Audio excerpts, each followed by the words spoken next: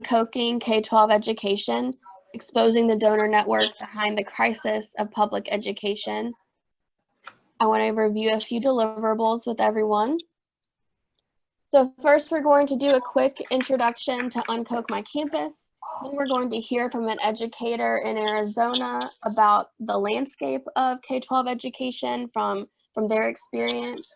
Then I'm going to work on connecting that real life experience to the Koch network's involvement in K-12 education and the strategy they have around K-12 education.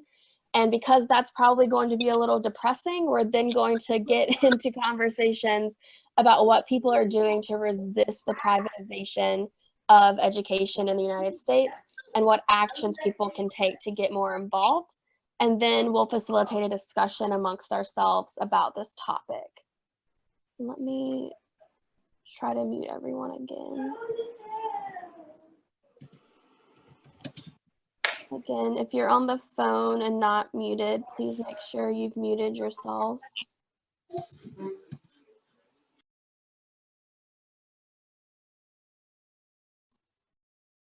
Awesome.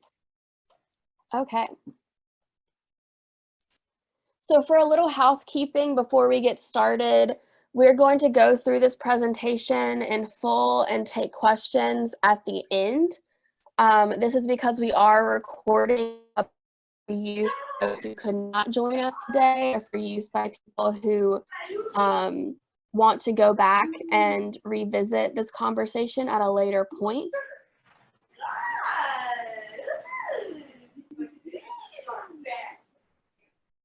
There is someone who does have significant background noise. If you could please mute yourselves.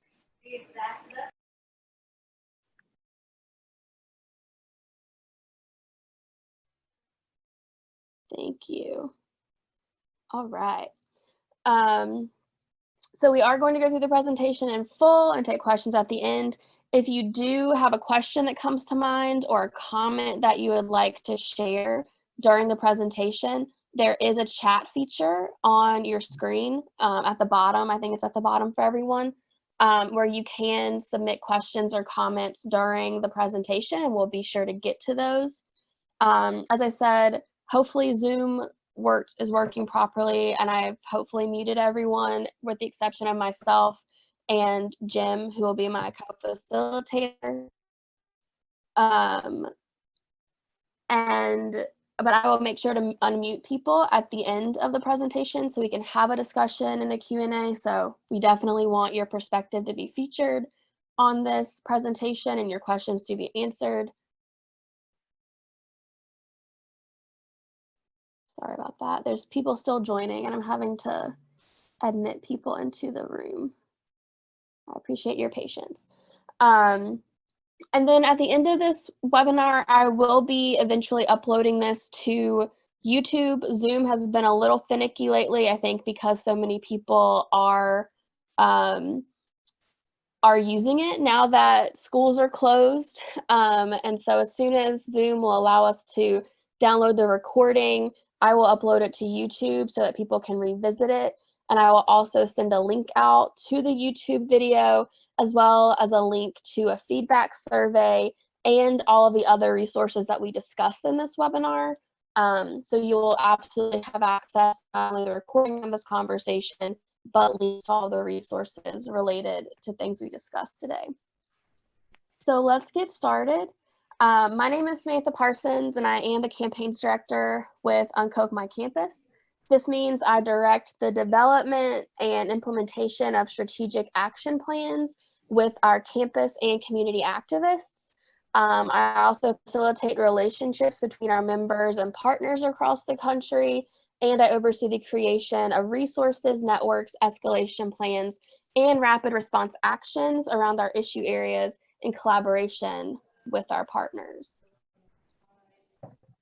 Co-facilitating this webinar with me today is Jim Byrne. Jim is an educator in Arizona, and I actually met Jim when Uncoke visited Arizona last year to support educators and racial justice advocates as they protested the American Legislative Exchange Council's annual meeting, which they hosted in Arizona last year. We're going to go into detail a little bit more about the American Legislative Exchange Council, as well as give Jim an opportunity to tell us a lot more about his background in just a moment.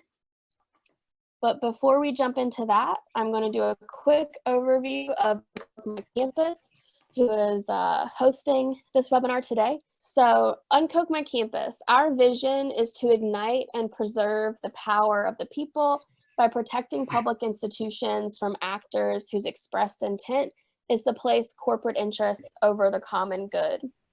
What does this mean? So this means that it is our goal and our mission to equip activists on and off campus, so students, faculty, teachers, community leaders, state-based advocacy staff, even other national partners, with resources and peer-to-peer support systems to take on the Koch network, which we're going to talk a lot about in this webinar. Oftentimes, I do want to preface that oftentimes people do think we only work on issues related to higher education. And I will say higher education is largely our bread and butter and has been for the past few years. But more and more people over the course of particularly the past 18 months have been asking if we are willing or interested in working on other issues in their community, and whether or not we're interested in expanding our analysis and our work past higher education. And so as we started getting more and more of those requests, Uncoke did revisit our capacity and our vision and decided that based on some of the needs that people were requesting or saying that they had, that we would expand our work.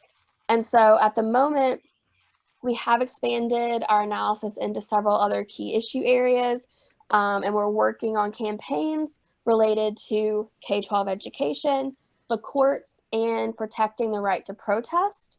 And all of those, we oftentimes intermingle our analysis and work around protecting the environment and protecting workers' rights into those different campaigns as well. And as we'll talk a little bit later today, it makes a lot of sense for us to make this pivot because it's really, really impossible to disconnect the influence the Koch network is buying in higher education from the impacts that influence is having in our communities and having over other public institutions like K-12 education. So our intention here today is to talk about that, to talk about how not only is the Koch network attacking and undermining K-12 education, but how that generally fits into the Koch network's overall agenda around privatization and influencing the ideas that we have amongst us in society. So I'm actually going to pause the presentation and we're going to have a bit of a discussion. I'm going to stop sharing my screen and come back and be a part of this conversation with all of you. And Jim, I'll make sure you're unmuted, because the way we want to start this presentation out is by actually talking about the landscape of K-12 education, but through a conversation with an educator. And I know a lot of you on this call are educators, but particularly we asked Jim to join us to kind of serve as that narrative base for this presentation. So Jim, I'll hand it over to you. Do you mind just introducing yourself? And then the first question I have in mind for you is, what made you want to become an educator? Well, yeah, thank you for having me, and thank you for everybody chiming in. I don't know what the weather's like where you're at, but in Arizona, it's gorgeous out here right now. So I guess if you're to be quarantined and restricted, but still can be outdoors, can't really find a better time. Sticking to the plan, I think there's a couple of different times in which I circled back to education in my life, but initially, I had asked my high school football coach what he thinks I should do. I had all these swirling visions of becoming a medical examiner and, you know, performing autopsies and things like that. But he just said, and I figured med school is long out of my way between cost and intelligence. So I agreed, and I said, okay, like he, you know, these personality traits that I have, I'm good with people, you know, I can explain things, and and stuff like that, and find a passion. And it's really to work with young people, because I had some good educators in my life and some good coaches in my life. And, once you reach kind of some of those threshold points in your life where you have the ability to pass that back on down to other people, I felt that. But at a certain point, it was actually in my first teaching job, I kind of went back through this cycle. I don't feel like I know enough, and I'm being impactful enough. So I went to a second grad school to try and learn different routes of research analysis and policy advocacy, probably not unlike some of the work that you do, Sam. And I'd finished shortly after the crash there in '08, and organizations like unions weren't, and some other NGOs really weren't, hadn't rebounded their staff, and I had no real experience doing this stuff except for academic work. So I said to myself, all right, well, let's go back to education. And I feel like I'm better equipped with a better sense of how the world works and what my role needs to be in it. And so that kind of brought me out to here to Arizona. I first got a teaching job at a juvenile detention center. And, that brings its own unique qualities and particularities to it. But it's a public role, and I've never wanted to be anywhere else. And it's, obviously in a juvenile detention center, those are some lives in great need of resources and guidance and a pathway out, which was a tremendous struggle because they could keep coming back in or being brought back in. And so when an opportunity happened to come up to a bigger high school within the second biggest school district, within more or less, at the time it was the second biggest local within AEA at the time. Now we're number one, go TEA. That's where I wanted to put myself into a role where in a larger institution, definitely inside of a public institution, that I could bring some of those skills, some of that passion, and try and get the big machine rolling in the right direction. So but in the day-to-day activities, to be with young people, especially in these times, holy cow, I tell them, I'm 20-ish years out of high school, and there's no way we'd be talking about these things that we all discussed in this class. We weren't talking about those things. We weren't having to deal with these things. We don't have to make sense of the world like that. And granted, I came from a largely white, rural suburban school district, so there weren't too many glaring issues of need back then. But fascinating times, and I'm really appreciative of the role I get to play. Awesome. Thanks, Jim. You touched on this a little bit, but could you take a second to maybe expand a bit on why you choose to work in public education? Because as we're going to talk about in a moment, there's a rising opportunity for people to work in private schools. And so what keeps you coming back to the public education field?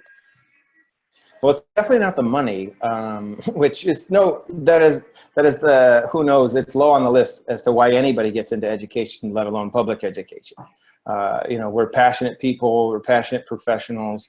And, for me, I actually, to help pay the bills, because we don't get paid enough, I work for an online charter as a side, teach some classes on the side there. It's a public one, but it's still a charter school, and they get, all the funding and enemies. But I also have a family of 4 kids with my partner and I. So, it's the reality of the situation for myself and many of us.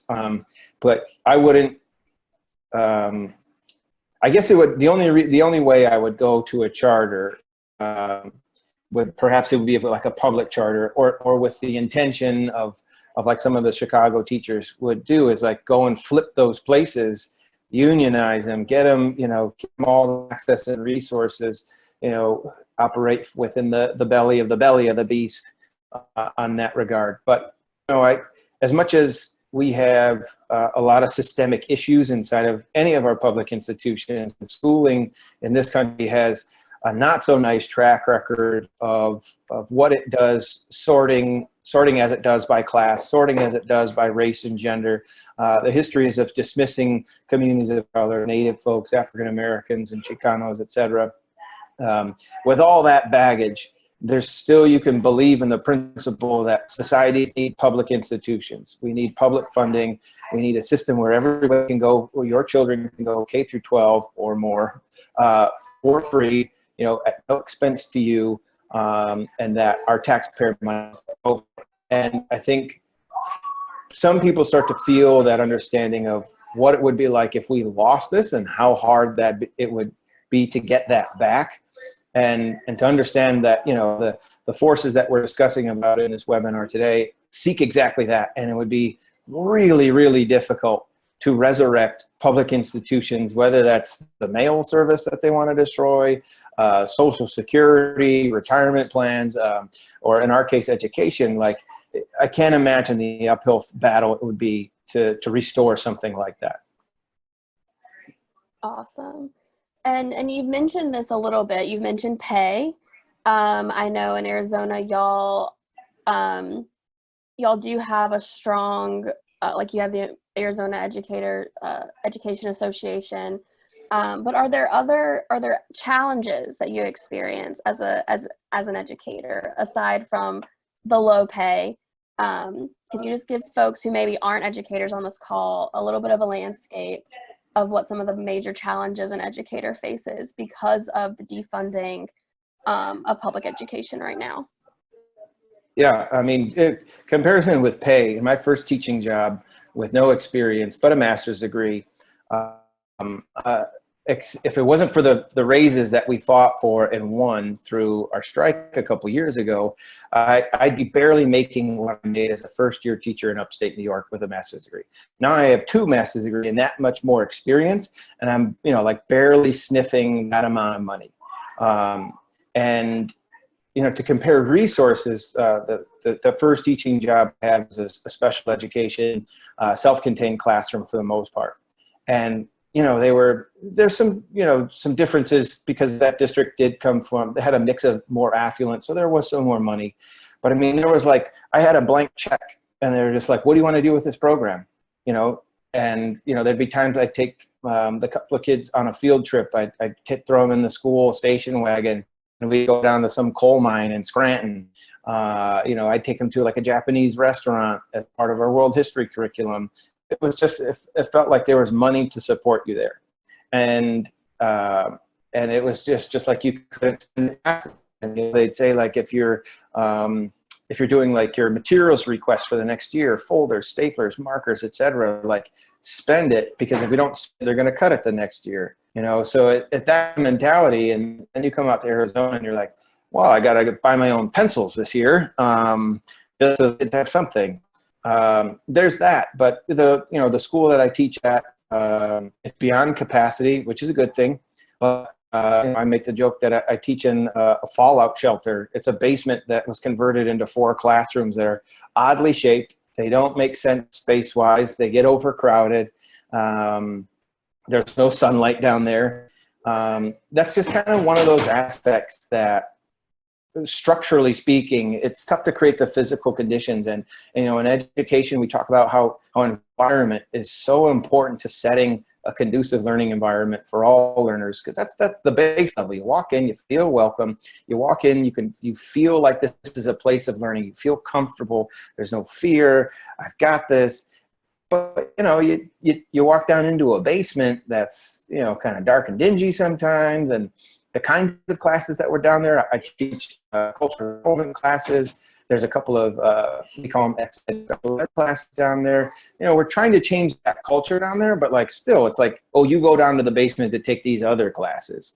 That's some of the stuff we can work on at our school, but limited resources, really struggles to find those extra pieces. The pay for performance kind of thing adds stress to us as educators.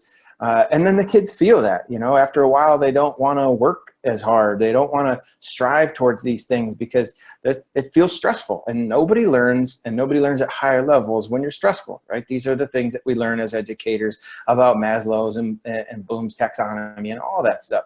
But when you're dealing with so many gross contradictions, like teaching public education here in Arizona, you just got to try and navigate those things best you can, for your daily survival as a person, because you've got to go home to somebody, whether that's a family or some sort of significant other. And you got to wake up the next day, right? You got to reproduce the next day, yourself the next day, so that, you can put the show back on. And to do that 5 days a week for, 2 semesters and year after year, is really challenging. That's why people have burnt out so quickly, and young people who get into this with these kind of rose-colored lenses and really strong ideals of making an impact, they get ground out so easy because you have to work so hard. And really, it's not necessarily the money, but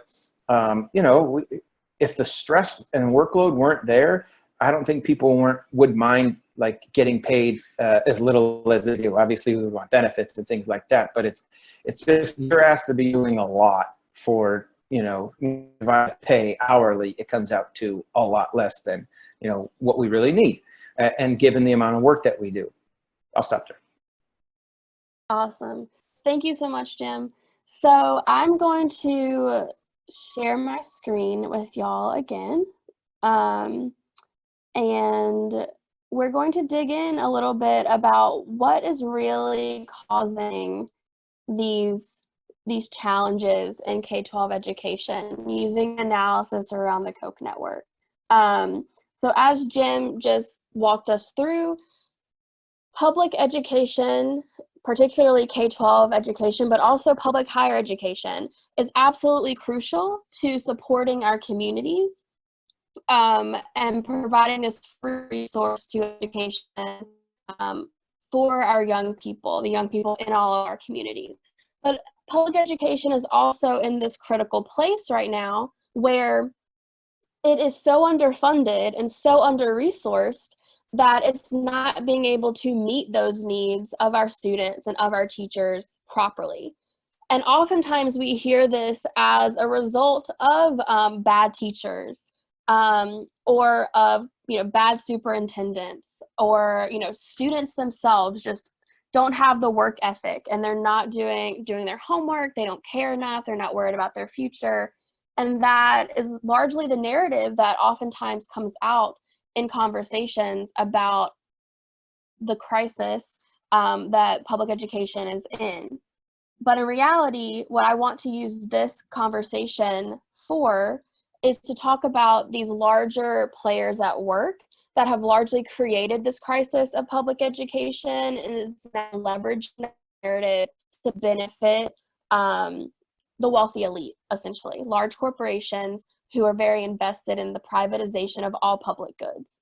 And so I really hope that this will not only walk us through that history and that landscape of what's being done behind the scenes to attack public education, but really help us equip ourselves with the narrative to push back on these narratives that suggest, students who just don't care or teachers who just don't like doing their job are the ones at fault here. Because it is our analysis from Unkoch's perspective that is absolutely false. I've never met a teacher that doesn't absolutely have a ton of passion for the work that they're doing, but they are working under incredible conditions, as Jim just described. And I have a lot of faith in young people, and I have a lot of faith in the power of public education. I personally am a huge advocate of public education because I am a product of public education. I am a first-generation high school graduate on one side of my family and a first-generation college graduate on both sides of my family, all of which was public education. And I'm just really proud of what public education has given me.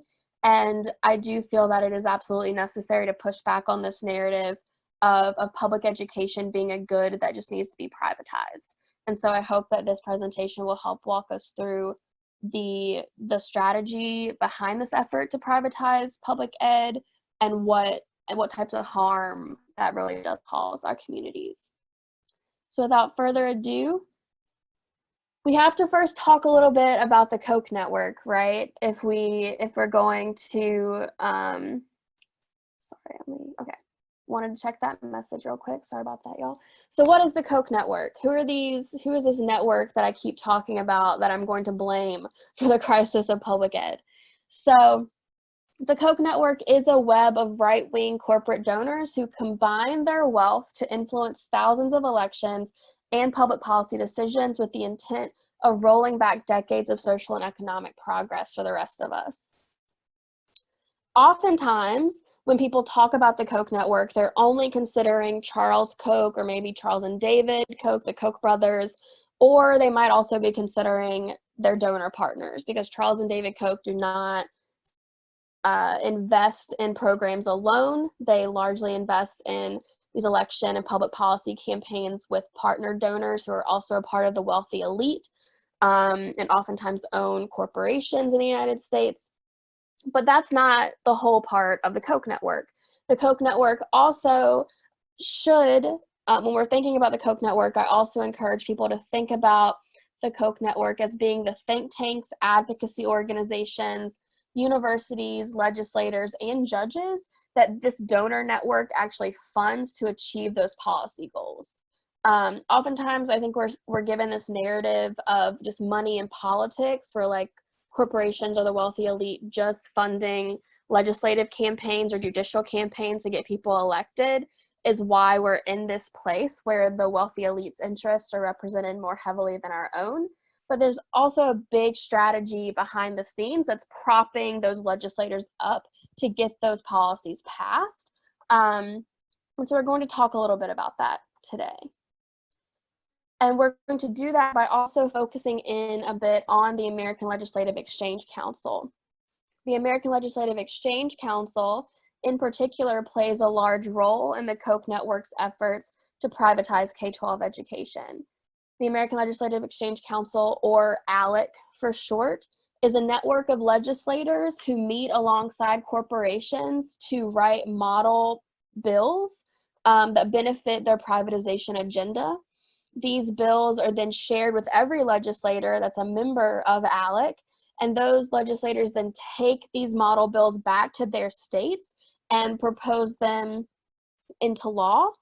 And this is why we see such a concerted, organized attack on so many of our public services at once, including education, state by state, because these legislators are coming together with corporations, oftentimes corporations that are a part of the Koch donor network, who are also funding the American Legislative Exchange Council itself, as well as the universities, think tanks, and advocacy groups that are really propping up the ideas that reinforce the policies that the American Legislative Exchange Council eventually proposes at the state and federal levels. So what is the goal of the Koch network, or their goals in general? First and foremost, they want the full destruction of the government and any service the government provides. That may seem like a very aggressive definition of their goals, but it's quite true. If you do any research into Charles or David Koch's discussions or speeches about their ultimate goals and why they're engaged in public policy, it's because they don't believe the government should exist at all, which means they also don't believe publicly funded or government-funded education should exist at all. To achieve that, they want to increase public support for deregulation and privatization. And so until we can ultimately destroy the government entirely, we're going to make sure the government is not involved in regulation or involved in any type of government services. So privatizing all the services that the government currently provides, such as education. And of course, we cannot talk about those things without also talking about the ways in which, as an outcome of the destruction of the government and the privatization of government services, it ultimately, particularly in the United States, maintains white supremacy. History shows us time and time again that when public services suffer, Black people, communities of color, and the working class also suffers. To boil this down into some more specific examples, the Koch network does not believe in Medicare or Medicaid. As I mentioned, they don't believe in any form of public education, whether that's K-12 or higher education. They do not support the existence of any government regulatory agency, such as the Environmental Protection Agency, the Department of Transportation. They don't believe in laws that tell corporations how they should treat their employees. They don't believe in workers' rights or regulations that protect workers' rights, or even regulations that provide minimum wages. And I think, as many people on this call would agree, currently the minimum wage does not provide people with a livable wage. Well, the Koch network doesn't believe even that should exist. They don't believe in programs like food stamps. But what they do believe is the privatization of everything, which we'll talk about in terms of education. So that sucks. I think a lot of us might agree that that agenda does not align with our own values and vision of the world. As I mentioned, I know I'm a proud product of public education and benefit greatly from certain government regulations. And so the Koch network knows this, right? The Koch network knows that most of us are not going to jive with the agenda that I just discussed. And so because of that, the Koch network follows a very specific strategy to shift public opinion in favor of their goals. Charles Koch's political strategist, his name is Richard Fink, has dubbed this strategy the structure of social change. So first, we have Charles Koch, and imagine this, if for those of you who are not familiar, this is Charles Koch's face. So imagine Charles Koch, he has all of his donor partners behind him. They have large checkbooks, and they're able to spend their money on investments to achieve their policy agenda.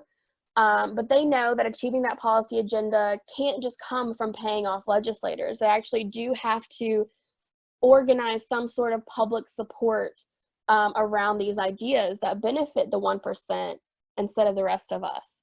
And so first, under this strategy to achieve that goal, they first seek to generate and spread favorable ideas. So this starts at the university level, where academics are funded to produce research and teach curriculum that spreads ideas that are favorable to the free market, privatization, and deregulation.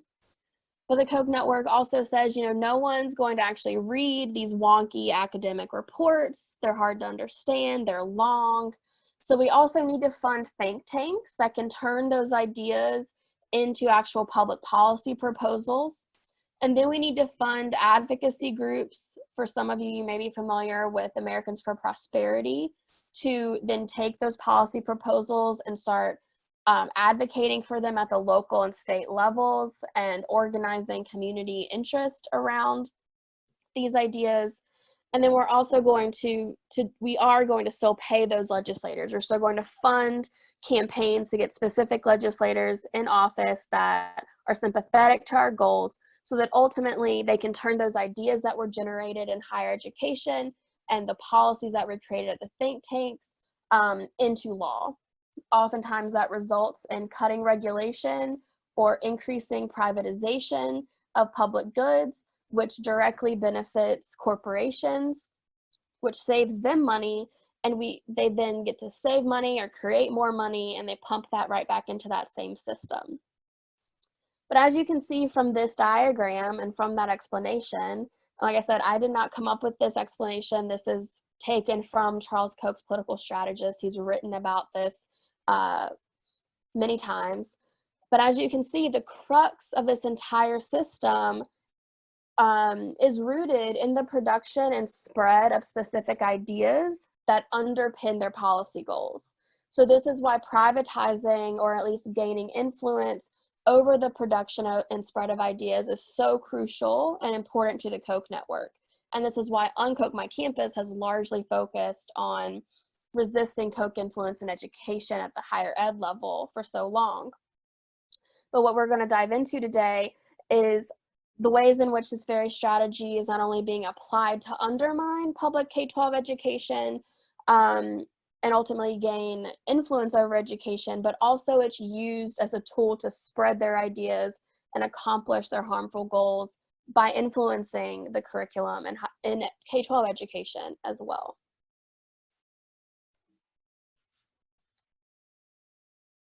So what does that look like? So first and foremost, the Koch network had to create the crisis before they could come in and take over public education. So that starts by defunding public schools. The Koch network, Charles Koch, their partner donors, the corporations involved in funding the Koch network have been very much behind campaigns advocating for corporate tax cuts and also advocating against any form of raising taxes, which ultimately leaves no funding for public education. They've also been largely behind election campaigns to seat legislatures at the state level who are in favor of cutting funds for public education. So first, we're going to completely reduce the budget of the public education system. Then the Koch network is heavily involved in attacking teachers. The Koch network has been one of the largest proponents behind right-to-work legislation, which prohibits particularly public employees from gaining collective bargaining agreements between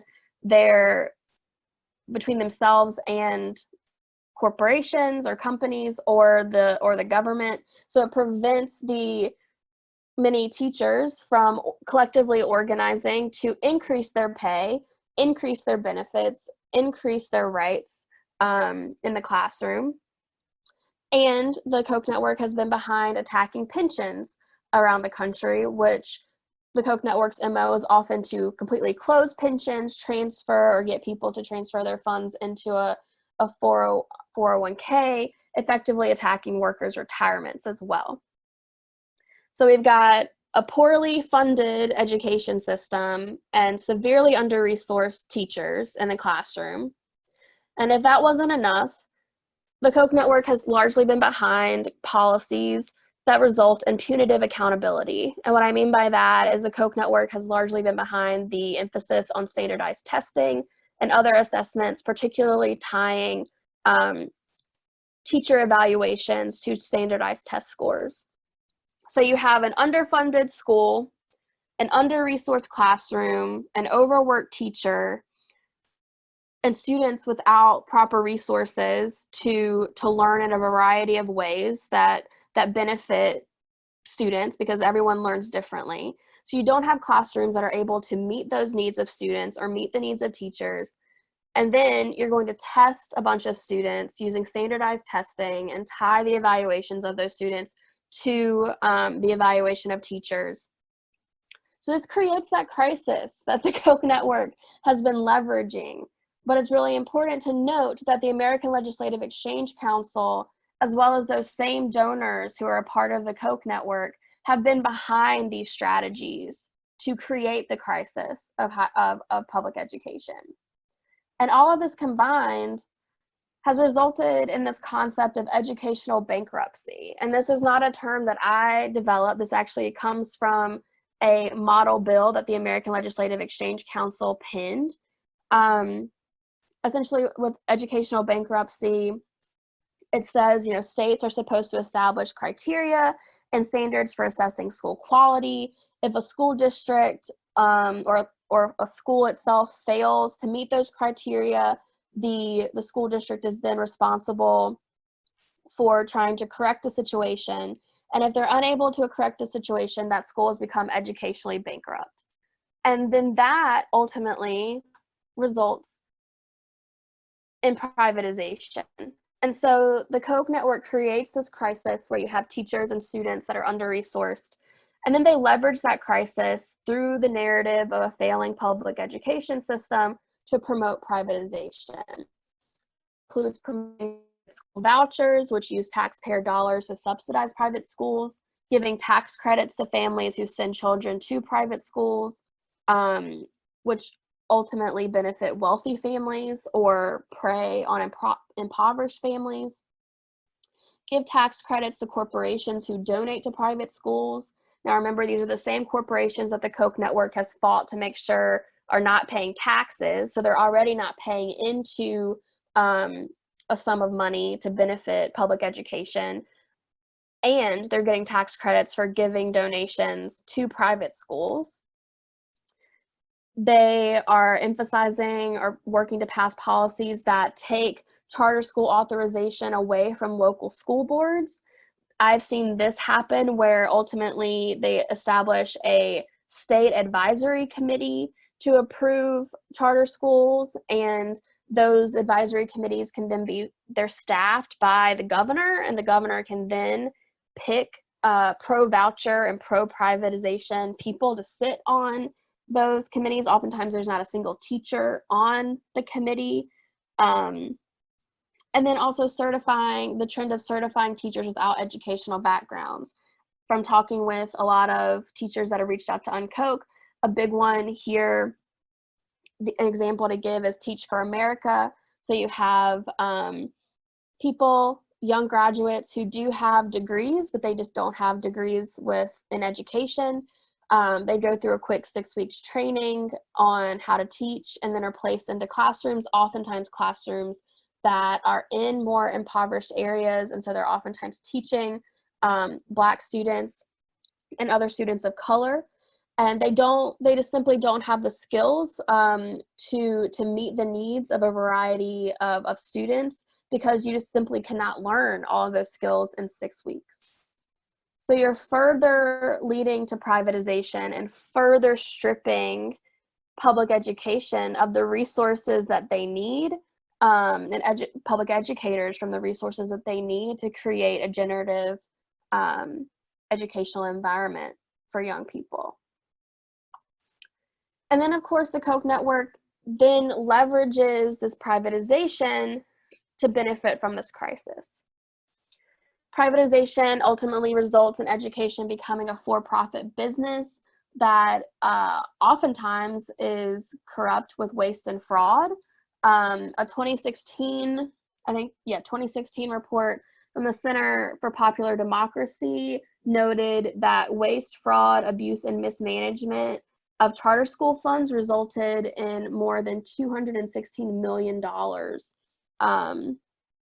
of wasted or mismanaged funding around charter schools. Oftentimes these charter schools lack public accountability, so they're not subject to audits. There's little to no certification standards. There's a lack of standards in curriculum or assessment, which ultimately we have seen, because of financial mismanagement and poor performance, because of this lack of accountability, that largely a lot of charter schools do get shut down within the first decade of opening. And then because oftentimes these vouchers that help people go to private schools are taking resources away from public education, it's actually, as I mentioned earlier, further draining public resources. And then, of course, the Koch network is benefiting because of the lack of this oversight and the lack of this public accountability. We have witnessed the Koch network benefit from not only the privatization, but also the defunding of public schools by being able to influence the curriculum, not only in private schools, but in public schools.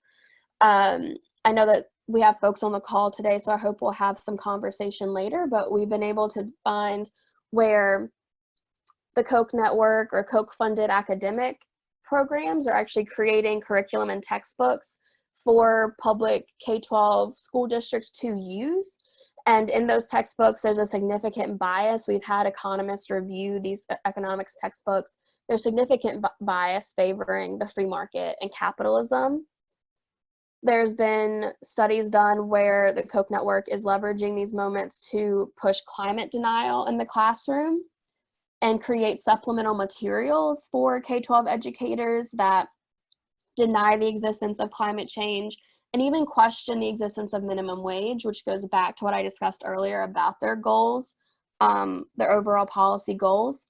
And we've even seen where Koch-funded charter schools are encouraging or asking students to study the pros and cons of slavery. So students are literally being asked to write papers on what the benefits of slavery were. And so this is also a huge accomplishment, right? If we go back to that strategy of structure, or the structure of social change, the strategy the Koch network uses to influence public opinion, not only are they influencing educational content and the spread of ideas in higher education, but we're seeing the result of privatization being creating the space for them to also deploy those tactics in K-12 education as well. And so the results, as I said, as if we go back, it is the destruction of the public education system by the fault of the Koch network, not by the fault of students or educators themselves. It is the creation of a separate and unequal education system that disproportionately harms students of color, trans students, students with disabilities, and poor students, thus maintaining white supremacy in the United States. And last but not least, it increases the ideological support for deregulation and privatization. So as I said, Koch got involved in this work because we were looking at the way in which higher education, particularly public schools, were being leveraged and influenced by the Koch network to spread their ideas. And these ideas were the ideas that they needed the public to adopt in order to see their policy goals realized at the state and federal level. But now we're seeing that same strategy, because of the lack of oversight due to privatization, being leveraged in K-12 education as well. And so I'm going to pause and stop sharing my create some space for reflection. I'm going to give it back to Jim if Jim has any thoughts on what we just discussed or reactions to what we just discussed, and then we'll open the floor for a larger discussion amongst the folks on the call. Go for it, Jim.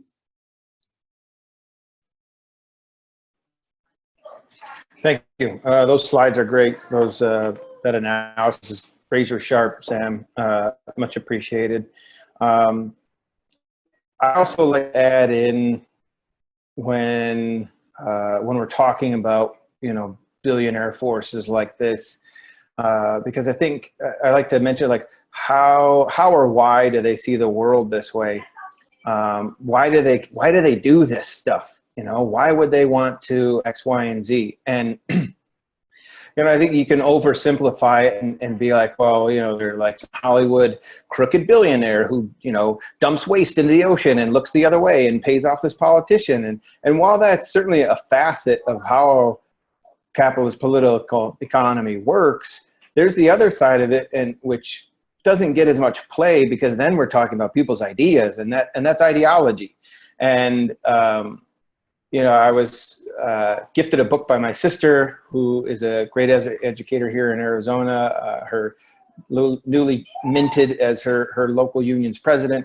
She gave me Nancy McClellan's Democracy in Chains, which, if I was going to get across the kitchen to the counter to show you the book, but anyways, Democracy in Chains. And it's helpful to get into how do they see the world this way? How do the Kochs see the world this way? How do these billionaires and their political actors, so I wrote a couple questions, like what problems do they see? Because they see things that are problems that we don't see, and then there's problems in the world that exist that they don't see as problems, right? That this is lock and step with how they think this is the best model for human society. And so I said also, what do they see as the causes of these problems from their eyes, or how do we see the causes? And then, then if there's problems, then they come up with their own solutions. And so what are their solutions for this stuff? And then definitely on the other side of this is, what don't they? And, if you peel it back, it's some of the stuff, if you've looked at philosophy or politics, his name escapes me now, Thomas Hobbes, wrote a book called The Leviathan. And it was in this time in which, right, England's peasantry and some of its nascent bourgeoisie is contesting power, and inside of this crumbling feudal monarchy or shifting feudal monarchy. And they said, Hobbes's takeaway was that human beings, this massive rabble, is this beast that is unwieldy. It's going to do whatever it wants. The idea of the mob rule, and it's chaos. And you need a tightly controlled, you need a few people at the top telling everybody else what to do. And if you translate that into the economic world, it's today's capitalism, or well, especially in its day. And that is that and you mentioned slavery and white supremacy. I mean, there was a tract in the South in the heyday of slavery that welded together Christianity with, a vicious system such as slavery, and said, this is the highest form of human civilization, right? You got the thinkers on top, you got the laborers on bottom. This is the way God ordained it. This is the maximization of all the materials and resources. Everybody's got their place. We're doing what we're supposed to be doing with all this. And the difficult part is when we don't teach, you mentioned curriculum creation. I also, I made notes, messaging, propaganda. They have their own way of doing that. And it's one thing when they're actively putting out those things, but what it means is it's silencing, whether that's active or conscious or subconscious and unconscious, they're silencing that history that said human beings didn't live this way for a long, long time. We only got to this point where you could start to do all this stuff that you wanted to do because we took care of each other as a collective entity. And so they weigh this stuff. They say the individual is more important than the collective. It is pursuing individual human liberty through free enterprise, not any other capacity. And whatever the results are, it's going to benefit the rest of society, right? There's a narrow interpretation of Adam Smith to say that if you let things just work out the way they do, yeah, you'll get some greed here, yeah, but everything will correct itself, this invisible hand idea. And it's bogus. History, if you actually look at the track record, it's proven it false, right? And we're partly in some of the coming crisis because of these kinds of issues. And these people, as you meant, they benefit from, they create the crisis, they manufacture it, they do their meddling on the side, they do their messaging on the side, they get some op-ed into the newspaper, they get the politicians to say these certain things, and all of a sudden, Social Security is broken. All of a sudden, pensions for the U.S. Postal Service don't work anymore. But it's because they fudged the numbers. They cast it out of they're very intelligent. And that's kind of the scary part, is these aren't some cretinous morons who are just like frothing at the mouth, swimming around like Scrooge McDuck and their penny, their coin banks and things like that, that they're very crafty. And this is you mentioned their strategy for structural change. You can't go out and say, I don't want people to have health care. What you have to do is message it in a certain way. And that's been a real confrontation with us teachers, especially here in Arizona. You mentioned right to work. This is a very conservative ideological state. Barry Goldwater comes from here. The Goldwater Institute was founded here in the late 80s. And all these things are so wrapped up. But one thing that we learned is that when you move and you start to flex and create that pressure, you can really start to feel those tensions. You can feel the threads that they've woven together. And that's the things that we've encountered. And so it's really difficult, but it is, we are kind of one of the laboratories. Florida is hopefully next to pop off in their own red for ed. I know they had some movement recently back in January, but if you look at the states, it's no mystery that a West Virginia, that an Oklahoma, that an Arizona, and some of these other places, and then individual cities, which are treated like some of these states, that they've had the most amount of educator activity, political organizing activity. It's because when you're in the front lines of these kinds of struggles, the storm zones, the weak links, that this is where people, they're fed up. They're sick of seeing the statistics that they're 50th in this, that they're 48th in this. And they take pride, right? We're passionate professionals. And so when that stuff starts to happen, it's amazing. But it's these kinds of webinars that better understand, like, where are they coming? What is their playbook? What are their tactics? What are they going to do next? How do they see the world? How are they going to spin this their way, right? These concepts, these ideas of freedom and liberty, these buzzwords that they use are very carefully crafted. And so, education like this, reading the Democracy in Chains books, following what some of the better unions are doing around, and grassroots organizers around the country are doing, is very important. But some political education amongst educators goes a long, long way. Thanks, Jim.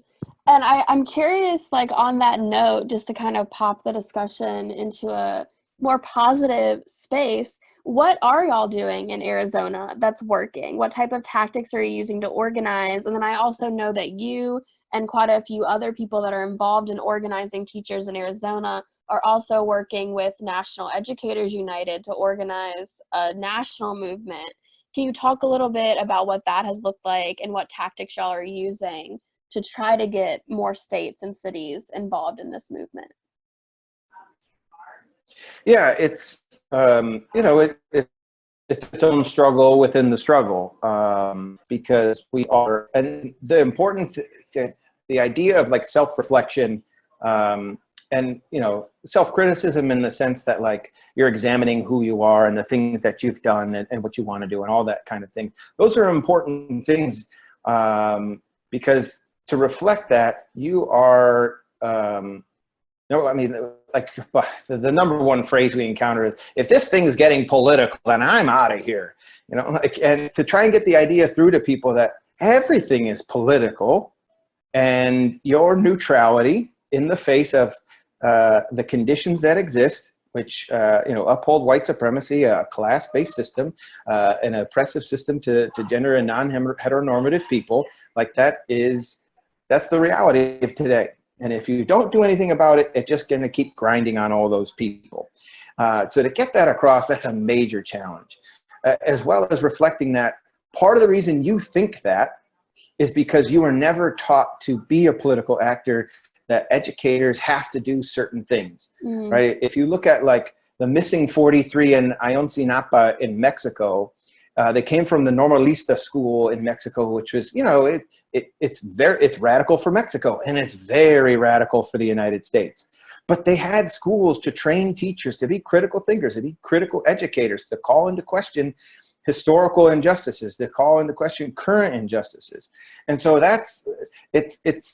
there's different times in the movement where we've had to try and address those things, and some of it is on the fly when we're saying like, hey, we're going after ALEC because they're coming to Arizona and they stand for all this stuff. Well, why is this one immigrants' rights group out there? Well, it's because ALEC funds this nasty immigrants' rights bill, and they do all this other stuff. And why is this? And so it's really, in Arizona, it's been on the fly doing it. And it leads to some great breakthroughs. There's some limitations to it, but there's some strategies for inside the union work. There's some strategies for outside the union work. You mentioned National Educators United. That's a space where you can move a little bit quicker in order to bring that stuff inside the union and get the union, which is a bigger entity. It's slower. It has its own democratic processes, almost to a fault. But without that, I mean, we've got nothing. But those are some of those pieces, and I think people were ready to take on the legislature this spring, but the COVID-19 just really threw it out of whack. But it's better political naming of the situation, which was just timely that ALEC came through here in December, and we tried to connect all those pieces and LDs, and I think more people are ready to knock on doors once that becomes okay. And to go out there with an agenda that says these are not red for ed legislators, these are not pro-education folks, and to hit the pavement running, because they had to learn the lesson that in 2018, just because they went on strike for 6 days and they said we remember in November, doesn't translate to changing political power, and that also, the other side doesn't rest. They're going to constantly come wave after wave after wave.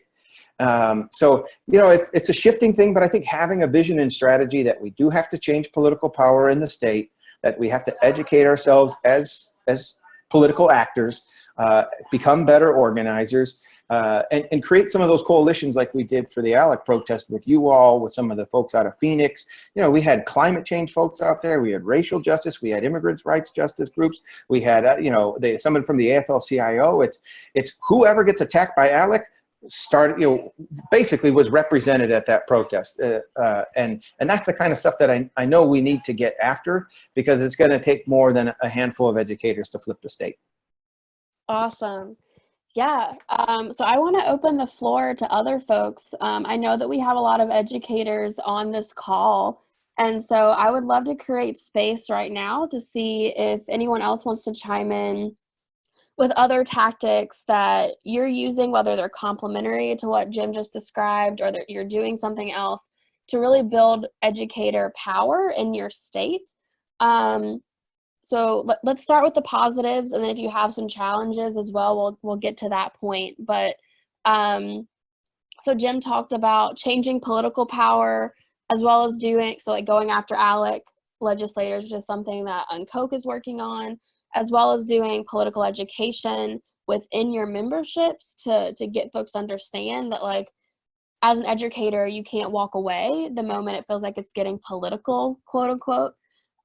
What are other folks experiencing? What other tactics are y'all using if you're an educator on this call? And you should be able to unmute yourself right now if you want to speak.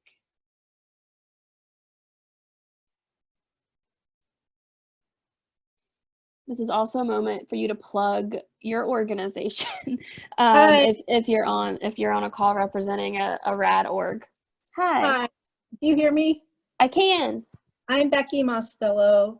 I live here in Tennessee, but I moved here from Colorado. So I have a really interesting story. I used to teach in Jefferson County, Colorado. I was a teacher there. I was really, I was in the teachers organization. Then I moved to Tennessee, and in that time, like within the first year that I moved to Tennessee, I was watching some things happening back in Colorado, and they had an election, and Americans for Prosperity turned out a school board. And I posted a video in the chat, so it's a really good video to watch and to share. I couldn't believe it. I was watching some friends on Facebook, and I was like, I cannot believe this is happening. It just was so atypical of the community that we lived in. It just blew my mind. So what they did is there was an election to do some kind of tax increase to support public education. I don't remember the details. Well, the Tea Party in Jefferson County turned out. The Jefferson County, I hate to be one-sided on this, but the Republican Party in Jefferson County turned out, and Americans for Prosperity dumped a bunch of money into school board candidates. They flipped the school board, and then you would go and watch school board meetings, and it was unreal. It was just charter school after charter school was proposed, ignoring the public. Yeah, I see that chat. Education Inc. Exactly. Ignoring our public schools. We had the public school my kids used to attend was in the middle of an addition, for a construction addition. They were ignoring that. The superintendent retired. She got so fed up. They didn't have a superintendent for a while. Then the superintendent from Douglas County, they brought over assistant superintendent from Douglas County over to Jefferson. So if you look at Douglas County, Colorado, that really initially was the petri dish for a lot of like Jeb Bush, ed reforms, Americans for Prosperity. Americans for Prosperity was running TV commercials in Douglas County, and you could see videos of them. And it says, oh, it's working, choice in Douglas County is working. So do not think for 1 minute that school choice is just for inner city. So we then fast forward here to Williamson. I live in Williamson County, Tennessee, which is south of Nashville. So I get a little heated about this. So we had a school board campaign come up, and what happened is Americans for Prosperity dumped money into school board candidates here in Williamson County. We do not have charter schools here, and in fact, Tennessee just now passed a voucher bill, which has been extremely controversial. So I started connecting the dots, and it's a lot of our lawmakers from here in Williamson County. And it is the hardest thing to get parents to pay attention, to understand that the lawmakers that we send from a county that has the top public schools in the state do not support our public schools. They go up there, they vote, they voted in as a voucher bill. Again, we don't have charter schools. So, oh, hi, John. Anyway, it was a really bizarre thing that happened to me because it happened in my old school district. And then here I was in Williamson County, and I was like, I cannot believe this. So they'll send flyers and mailers to houses. So I got some. In Tennessee, they used Common Core. Mm. So the way they did it is they said, oh, President Obama cannot control schools in Williamson County, Tennessee. and so they use Common Core, like, oh yeah, I don't like Common Core. I vote a certain way, I shouldn't like it. So, but they didn't realize that Americans for Prosperity also supports vouchers. So we had a mess here in Williamson for a while. We've got another school board election coming up. Tennessee suffers from poor voter turnout. We have like 35% voter turnout. This county, I'm so stuck. I don't know what to do. But anyway, that's kind of why I've been listening. And that's where I'm at right now. So. Thank you for sharing, Becky. And yeah, I definitely encourage people to check out the chat if you haven't already. There's folks are pulling a bunch of really great resources and stories on what Becky just talked about.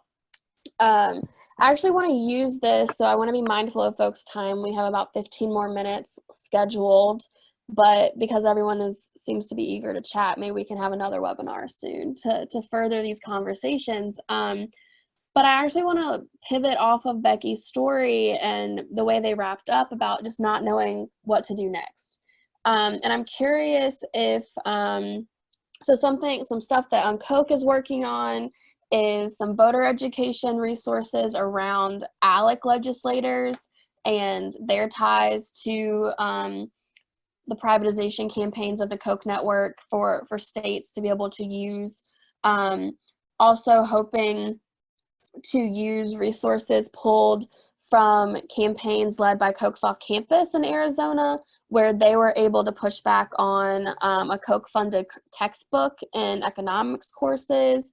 In several school districts there, we're hoping to develop a toolkit that walks people through the work that those incredible activists did, so you all from around the country can also learn from their campaign and be able to identify Koch-funded curriculum that might be proposed within your local school districts, as well as doing more political education work, not only in terms of having presentations like this for educators, but creating toolkits where educators can take this back and do it with their organizations, and creating toolkits for parents to learn more about these issues.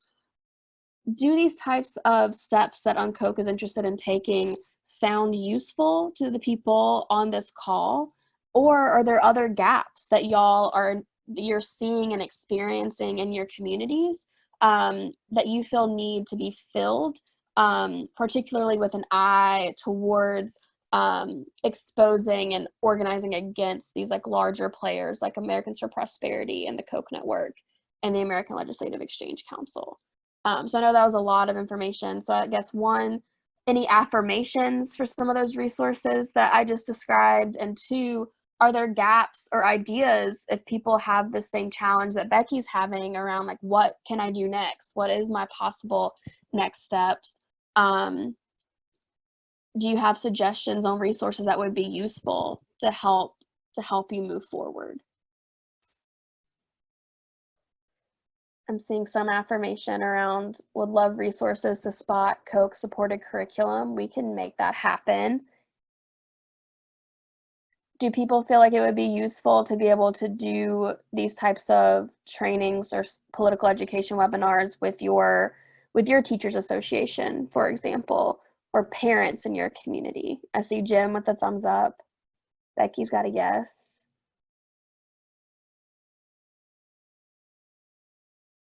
Yes, the parents too. Absolutely. Thanks, Judy. Patience and persistence. It won't get fixed overnight. I agree with that. what about like voter education? So something that Koch has been playing around with is the fact that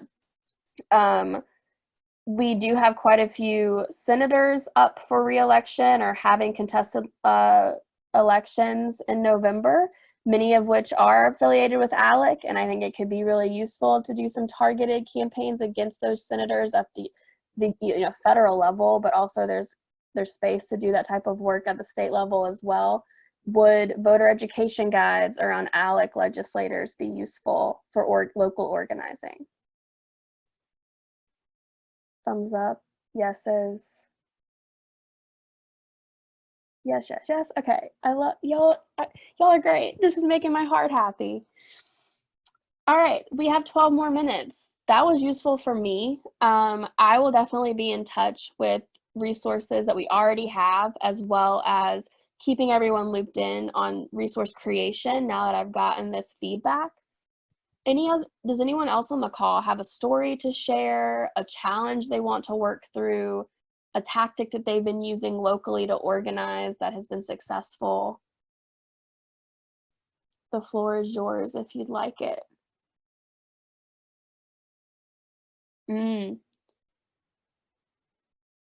So Lori Jo brings This is up Marilyn Shank from the Marilyn. Indiana Coalition for Public Education. We are not an educators association, although we do have a lot of teachers and retired teachers, superintendents and retired superintendents in our membership. We're more of a citizen-focused group, Awesome. but we also serve as like a glue for the state. And I know there are others like the Save Our Schools that do that in other states. But we have affiliates in Northwest Indiana. We have a different group in Northeast Indiana. And so just getting people together and spreading the word has helped a great deal.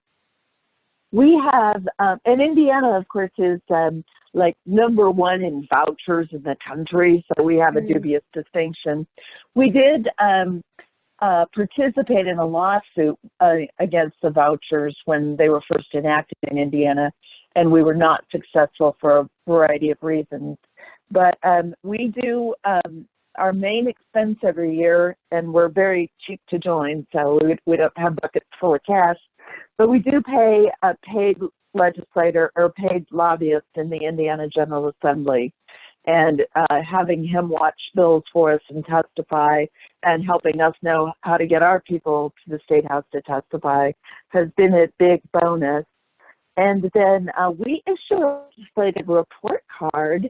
So we'll be taking some of that ALEC information, and it doesn't, we'll use it like at the end, we're going to grade them on how they voted on various bills so people know, but we can also then include that list of who is an ALEC known legislator, as is the chairman of the House Education Committee in Indiana. And for the last 5 years, we've been convening a group we call Lunch Bunch during the legislative session. And the two teachers' unions and the Superintendents Association, the School Boards Association, and about 5 other groups like that, we all meet for lunch every other Monday of the legislative session and say, here's what we see in these bills. What are you for and against? Because one of the strategies the opponents use is to make us fight with each other. And so instead of fighting with the urban schools against the rural schools, we're like, okay, you've got your thing you've got to ask for, you've got your thing you've got to ask for. Can we just not kill each other? And what can we do to, say, here's a midpoint that works for everybody rather than having this I win, you lose. It's not perfect. We had some defections last year, and so you have to worry a little bit about the people who get together in their own little coalitions. But for the most part, it's working really well to keep us from not killing each other. That's awesome, Marilyn. Yeah, I think that's fantastic. So, of course, another tactic of privatization is to pit people against each other. The whole goal of defunding and reducing access to resources is to increase this scary scarcity mindset that then makes people fight one another instead of fighting a common enemy, which is oftentimes ALEC or the Koch network in some fashion. So that's really exciting. Thank you for sharing, Marilyn. Anyone else? Hi, this is Lori, and I'm in San Jose, California. And I'm really interested in your webinar last week, thank you, and this one. So I had put in the chat that we're the Bay Area Collective, keeping privatizers away from community schools. And I know there's a few of us on this call. And we're an organization that we really got up and running last summer. And we're community members working together to strengthen and improve our public schools. And we believe students are best served in publicly funded schools that are overseen by elected members of a board, and want all our students to receive excellence and equitable education. And we want to defend those values from the attacks of the school privatization movement. That's kind of parts of our mission statement. And so I'm a second grade teacher, and a lot of us are teachers. We have university professor, and I think she's on this call as well, and she's been posting in the chat, who's been helping and supporting us. My husband's a local school board member, and also a county board member. We have 2 other school board members that have been helping us. The problem in the Bay Area is we can't draw that line and say, okay, you are an ALEC legislator or you're not, because everyone here is a Democrat. And let me tell you, these Democrats are taking money from the California Charter School Association, putting it in their PACs and using it to run for public office. Locally on school board level, Teach for America is filtering in lots of money, a direct pipeline from the charter schools. So I think we have this challenge of, we agree on a lot of issues with these Democrats. So Backpacks is kind of trying to be the organization that draws a line in the sand and says, okay, you're a Democrat, and yeah, we agree with you, on our social justice issues and, racial equality issues, but we don't agree with you on school privatization. And when we have politicians raising the rocket ship flag, literally at their rallies, waving those flags. So I just wanted to bring that to everybody's attention. You can find us on Facebook. We have a website. We have been doing some fundraising, which has been working out pretty well. And we really want to activate, have our voice heard in the community. And we want to grow and connect with organizations like you. Thank you so much. Thank you, Lori Jo. And yeah, I think that's really important. I know that I've heard the folks that we work with in Arizona oftentimes refer to a lot of their Democrats in the legislature as being corporate Democrats, right? So they're Democrats, they might not be affiliated with ALEC, but they're absolutely still pushing this privatization agenda. And I think that's really critical and something that we can work together collectively to figure out how to push back against. I also will plug Uncoke in that, in respect to that. So something that we oftentimes tell our community partners is, Uncoke as a national organization and also as a newer organization, we really don't have allegiances to legislators. Like, our work really isn't reliant upon doing that, that ongoing relationship building and maintaining a rapport with legislators who, we may agree with on one thing but not agree with on another. Uncoke, we don't have those challenges or barriers. And so we have had partners both in K-12 work as well as in our fair courts work, come to us and say, we need Uncoke to be the face of an escalation campaign or be the face of some narrative agitation to help us push a conversation that needs to be had in our community or needs to be had in our state, but we just can't be the face of it because we still have to play nice with people sometimes. And that's a reality that I keep hearing from partners, particularly state-based partners. And so please, write Uncoke down as a friend in those situations. We always do work that's rooted and generated by the local community, but we can come in and help support folks in building some amplification or escalation in your community in moments where you do have to maintain that rapport and kind of save face with legislators that you need to work on with other issues too. So we can be your support around that. I think we have time for one last comment if anyone wants to have the floor. Yeah. Hi, this is Patrick speaking from Tucson, Arizona. Hey, Patrick.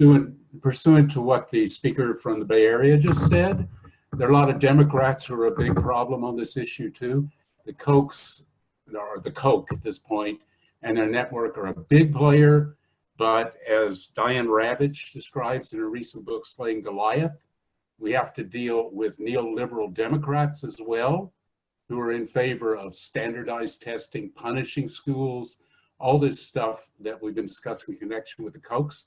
There's a lot of support from within the Democratic Party for it. And also the billionaires who see the world as their sandbox, who are not part of the Koch network, like Gates and Zuckerberg and Bloomberg, and the list goes on. So there's a bigger picture that I think what we've been talking about fits into. And I just want to endorse what has been brought up already about how there are more than just the Kochs out there and their donors. There are independent actors who are really bad actors on this issue. I just want to hold up Slaying Goliath, highly recommended current book by a major writer on this issue for years. And also Democracy on Chains got mentioned earlier by Jim Byrne. There it is. This is, takes a narrower look at things from this point of view, but it's a really good book on the intellectual origins of the Koch donor movement, you could say. So both of those books, I think, are kind of essential reading for all of us working on the Koch issue in general, and specifically the attack on education, public education. Thanks. Thanks, Patrick. All right, so to respect everyone's time, I'm going to start wrapping us up. I will, as I mentioned, be sending out an email not only with a feedback survey, but also a form that you can fill out around like taking the pledge to uncoach K-12 education. And in that feedback survey, I will ask questions about resources that people are interested in seeing. I'm also going to have a question on that feedback survey about hosting further conversations like this. I feel, based on just how active the chat has been, it is beneficial for states to be connecting with each other on the strategies and tactics that they're using. And there are already some networks that exist to help facilitate that. And Koch can also help facilitate that. And so I will be asking for feedback in that survey around whether or not like getting together every month as educators would be useful to have these conversations and share resources, and then we can loop in folks to make that happen. Yeah, any last words from you, Jim, before we wrap up?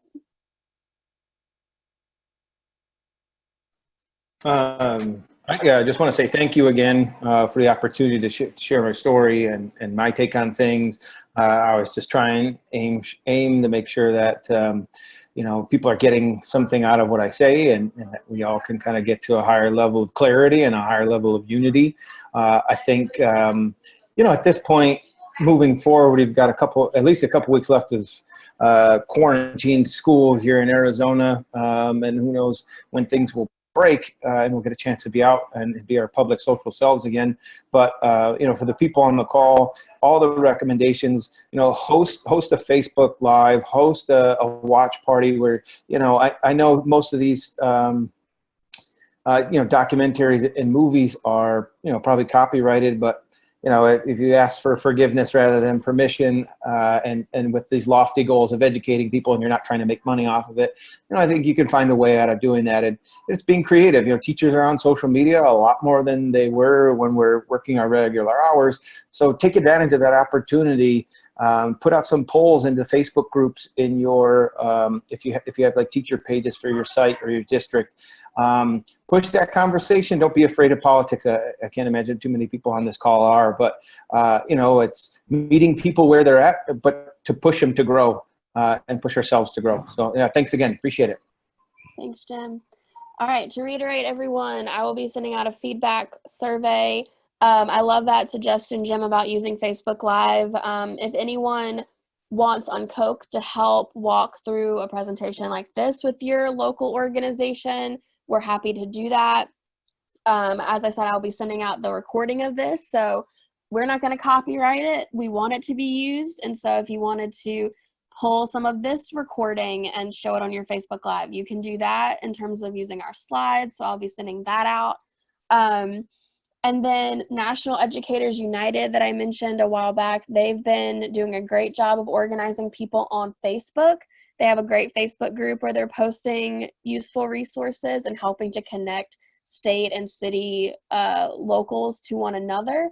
And then I have to give a shout out to the National Education Association and the American Federation of Teachers. They both have really great resources. I know in my follow-up email, I will be sending out links to the National Education Association's policy statement and resources around resisting privatization. They also have an action going on right now that's targeting DeVos and the way in which Betsy DeVos is trying to use the coronavirus to push vouchers onto teachers and public schools. And so I will be sending out a list of those resources. And then last but not least, if you fill out the feedback survey, there will be an opportunity for you to list your organization and your organization's, social media channels, because a lot of what Koch is trying to do is help facilitate these connections. And so if you heard from someone on this call, or you heard about an organization on this call that you want to learn more from or get more involved with, we will make sure to help facilitate those connections. So look out for resources from us. Go join National Educators United on Facebook if you're an educator, and then check out resources from NEA and AFT if you need them. All right, thanks everyone. Like I said, I'll send the recording around, and someone just asked for us to share the chat. So yes, I will pull content resources from the chat and make sure that's included too in the follow-up. Bye y'all.